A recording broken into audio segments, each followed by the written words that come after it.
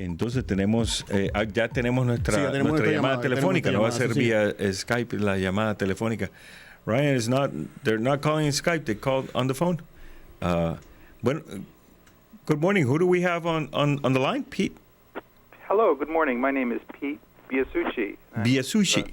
Biasucci, yes. Biasucci. Pete, it is such a pleasure. We're expecting your call via Skype, but this is fantastic. We appreciate the fact that you took the time to call in our show. We know you have a busy schedule.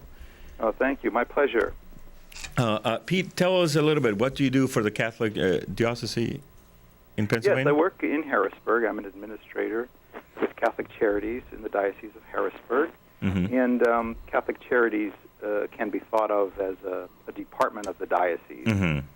There are 15 counties in our diocese, including Lancaster. And we have a number of programs throughout the diocese. In Lancaster, for example, we have a day treatment program, as well as a counseling office on North Duke Street. But we also have a number of other programs, residential programs, homeless shelter, recovery house for women who are addicts, a maternity home, adoption, foster care, youth service programs as well. So there's a lot going on. Without a doubt, you are a charitable arm of the Catholic Diocese in Pennsylvania. That's correct. Yes, we're the social service arm, and we provide services to all who come before us, Catholic. Most of our clients are not Catholic. Most of our clients are poor. Most of our clients are children. And part of what I do is to advocate for social justice. And I'm a committee person on the Social Concerns Committee of the Pennsylvania Catholic Conference. And that is a group that studies public policy for the bishops of Pennsylvania that examines and looks at social issues that affect the church and affect people.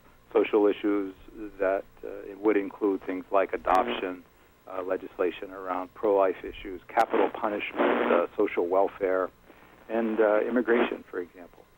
And immigration is the issue that brings you today to our show, and we thank you for being here. And talk to us in the process of advocacy in terms of immigration reform. Being a person that is actively studying this issue, which do you think are the biggest hurdles that we are confronting today around this issue? Well, it's an issue that's emotionally loaded, and if you look back in history, it always has been. We are, of course, a country of immigrants. The Catholic Church is a church of immigrants in the United States, at least. But explain to us that. Why do you call the Catholic Church in the United States a church of immigrants? Well, in that most of the people here in this country have immigrated here, mm-hmm. and those who are here and are Catholics have traditionally been of various descents. I'm Italian American. If you look around at our diocese, for example, if you go up to Shamokin, you will see, and in Steelton, for example, churches that took root because of a particular denomination. There were Polish churches, Croatian churches, Italian churches, and German churches, for example, all Catholic, but all having their mm-hmm. own flavors, traditions, and in that, the neighborhoods around those churches are usually from people from those countries, correct? That's correct. Yeah. Mm-hmm. And often, 100 years ago, there was the language barriers, and you would have a priest who would minister and be a pastor to the particular populations who could relate to them in terms of their cultures and in terms of language, of course. But it was a common religion. So the Catholic Church has been dealing with the issue of immigration since its beginnings here in the United States. Absolutely, yes, in many ways. but I would say that at this point in time, the political nature of the problem we have is one that is divisive for a number of reasons. But that doesn't mean that people of goodwill can't disagree, but only have to recognize that we have to do something to address the problems that include people who are here and are undocumented, people who are here who are working, and I think that the bishops here in the United States, there's a conference of Catholic bishops in Washington, and they've put together a kind of a policy statement with certain principles that suggest that people should have a path to citizenship, and they recognize that family is important for the people here, and that we need to look for due process for some people who are here, perhaps because they are asylees and maybe being held and need to get through the legal system so that there is some determination or adjudication of their status. And then I think the bishops of U.S. are looking at what are the root causes of people coming here undocumented, and how do we address those? So that little framework is rooted in gospel and Catholic social teaching over the years, where you have had popes writing about the condition of labor, for example. In 1891, Pope Leo had written a papal encyclical, a writing that says, this is during the course of the Industrial Revolution. If you look back, it says, people have a right to a fair wage and the right to organize, for example, and withhold their labor. So there is Catholic social teaching that recognizes certain basic principles and fundamentals around the poor, the vulnerable, and the rights of workers. So you take that framework and you try to apply it, use that as a lens to address some of the problems that we're experiencing here. So I guess that's one level, the policy level. On another level, we have, with the social services, a very active immigration and refugee resettlement program in Harrisburg, where we work with the State Department and other private volunteer organizations like Lutheran Social Services to provide resettlement services for refugees. And last year we resettled nearly 200, I think it was 198 individuals from various countries around the world. So we will, these people had been in refugee camps. These are people who are fleeing countries, who are coming out of perhaps poverty, famine, war-torn areas into other refugee camps in other countries. And they are processed. They have really nothing. We've taken many people from Bhutan, country near Nepal, and some of these folks have been, one gentleman I met, he was 22 years old. He spent the last 10 years in a refugee camp. Wow. We resettled him, teach them English as a second language, and have a job training program. And these people make it. They make it. And, this is new to them. They've never been in landlocked central Pennsylvania. The last thing they saw was the shadow of Mount Everest, and now they're here and integrated into society and doing well. There are no refugee camps here, except the invisible ones that are produced by the undocumented. And it's sad because it's not the way it should be. Now, are you all at this alone? Are you working at this alone, or do you have the support of Pennsylvania government or federal government in order for the Catholic Church to be able to do such a great work with immigrants and people who are coming in these situations of distress? It's both. We have government funding at both the state and federal level, and we have charitable dollars, people who donate to our agency, and those dollars are becoming more important because of the cuts in government funding and stagnation, at least. The budgets are very, very thin in terms of the services that making the budget is becoming increasingly difficult each year. So like many nonprofits, probably most nonprofits, we have to look around for the money. Now, there is, of course, in this process of bringing a family, bringing an individual that has gone through so much back in their countries of origin, there are moral issues that you have to go through, but then there are the legal hurdles that these individuals have to go through. How much of the time, instead of you being able to concentrate on the human condition, on taking care of wounds and psychological wounds and help people heal, how much of the time is wasted in an immigration system that is antiquated and that needs to be reformed and brought to the 21st century?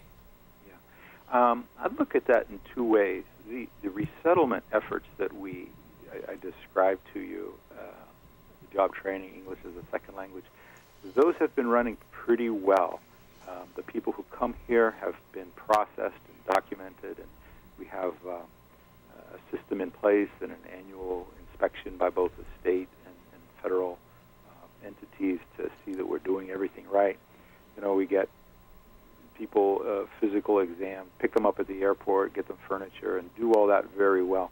What I think is missing, and this is something that we're trying to address with grants, is the point I think you're making around people who are in the shadows, who need certain things, certain documents, work permits, clarification on their visas, legal assistance, quasi-paralegal assistance.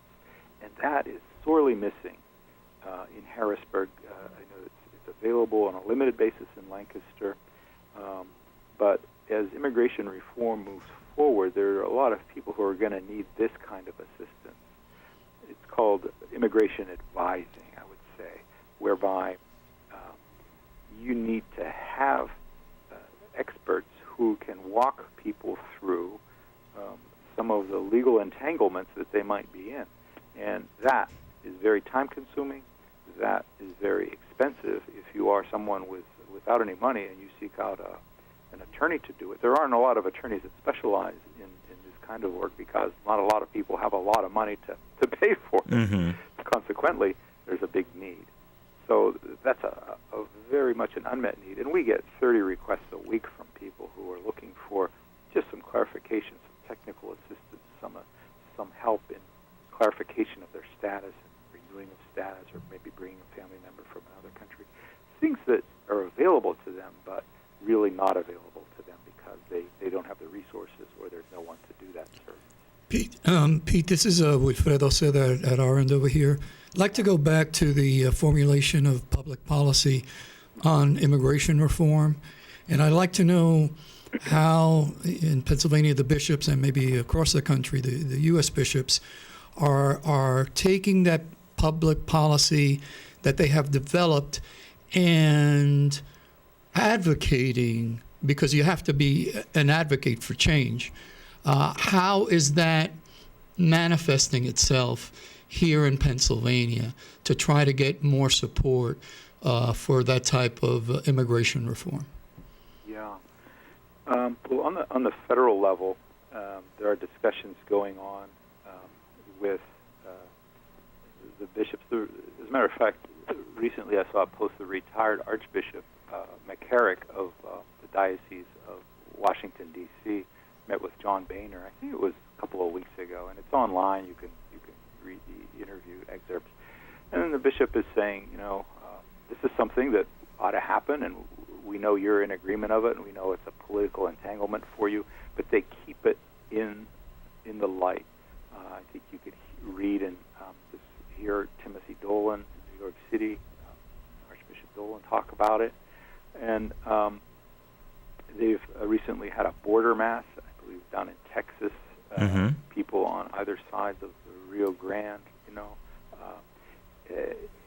so that the there's this advocacy that occurs on a political basis, on a local basis, a national basis, and that's carried forward in Pennsylvania through the bishops of Pennsylvania, who have written statements about immigration reform. It's available. It's called, I believe, A Call for Fair and Realistic Immigration Reform. And, they lay out the same framework for the most part as do the bishops on a national level, looking for a reasonable pathway to citizenship for people who don't have it, and preserving the family, and looking for legal avenues for people, and to look again at the root causes of immigration, poverty or persecution. The bishops also make the point that we can disagree about the specifics of immigration reform, but it's clearly long past due to fix the system. It's easy to say it's broken. That's kind of a simplistic way of looking dealing at things. with it, Yes, but it's actually a lot more complicated than that. And I think what the dilemma we're in is, there are millions of people here who you just can't simply round up and send back. Right. So the question becomes, what do you do? How do you do it? And that's where we get stuck. But I think that there's plenty of statements that have been written. There's Bishop Gaynor. I think is going to be looking at these kind.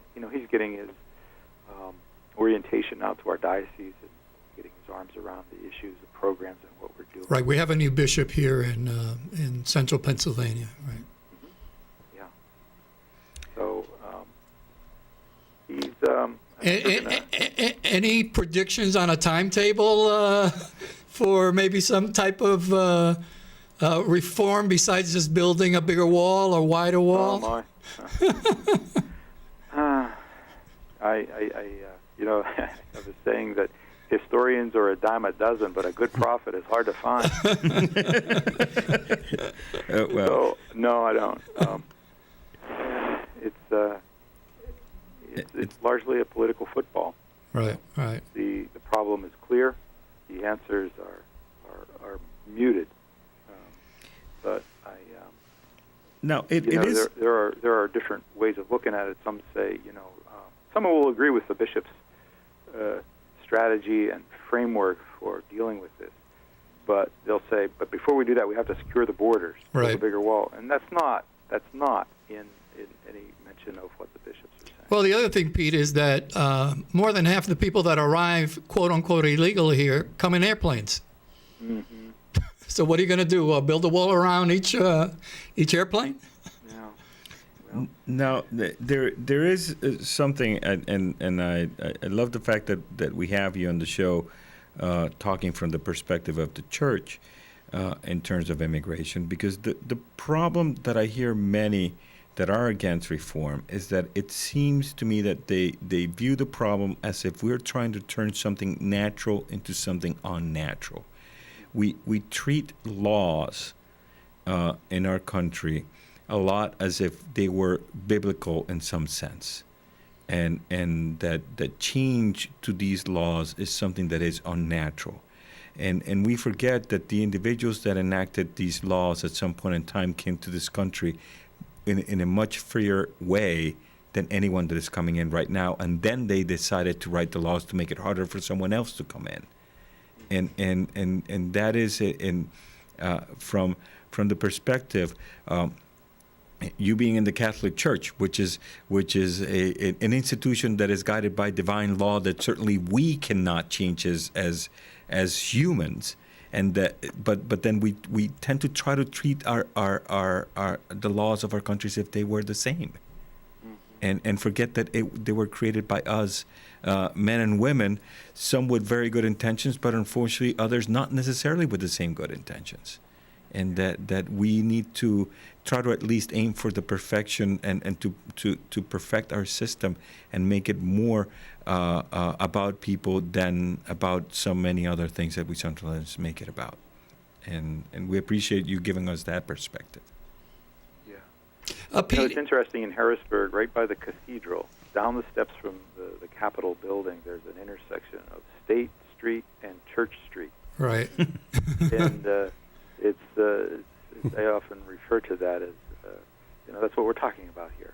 Right. Where the two come together, and how, what is the true nature of the church in the public arena, in the policy area. So clearly a role here. Pete, But, any upcoming events that will reflect the church's stance on immigration, or that might be happening soon? I would refer you to a couple of websites.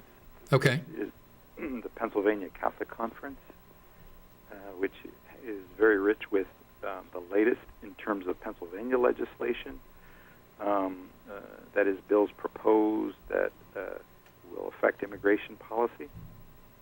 And then the website of the U.S. Catholic Bishops, United States Conference of Catholic Bishops, USCCB. And you'll find a lot of good documents, a lot of good information, current activities, and some of all the statements that I've mentioned are there for review, reading, etc. Yeah, Pete, there's something that states can do in regards to providing some type of identification for quote-unquote undocumented residents of the U.S. Does the church have a stance on that for Pennsylvania? There's been various pieces of legislation introduced requiring particular types of ID, and depending upon how it's written, Mm-hmm. it determines the position of the church. Some of it is onerous and burdensome. Some of it doesn't make sense. But I don't recall right at this moment a position on any specific legislation of that nature. Well, we have our work cut out for ourselves. We appreciate the fact that you are here with us, sharing this very important work that the church is doing in our communities here in Pennsylvania and throughout the country. We wish you the best. And is there anything, just as closing statements, what can the listeners do to help? How can we help make a difference together with the Catholic Church and so many others that are trying to make a difference here? Well, I think it's important just to keep in mind that what we want to do is to preserve the dignity of the human person, the basic level, whatever we do, and taking that as a platform, move forward with something that is meaningful. And I think if you pay attention to the framework of the bishops, it does seem to make sense as an overall approach. And the other thing is, I think if people would reflect back historically on where they came from, their ancestors came from, you see that nothing has really changed all that much. And I often think back to President Kennedy, who said, it is from our diversity that we derive our strength. And I think that's a very powerful statement. And if you recall 9/11 and spirit of nationalism, the coming together, the coalescing of our country, there's nothing like our country when it comes to pulling together to help each other. And I believe it's rooted in the fact that we are diverse. It gives us our strength. Well, thank you very much. Thank you. Pete, I'm going to ask you to say your last name again. Biasucci. Biasucci. Thank you so much, Pete. And I'm sorry, I should have written it down so that it wouldn't escape my mind. Although I would not have written it right. I would have just written the way it sounds. But thank you so much for your work. Thank you so much for your time. And our microphones are always open for you, whether it's about this topic or any topic that has to do with the fabulous work that you guys are doing with our communities. I appreciate We certainly appreciate your work, and we would love to give you a platform where we can talk about it. Thank you very much. Thank you. All right. Have a good day.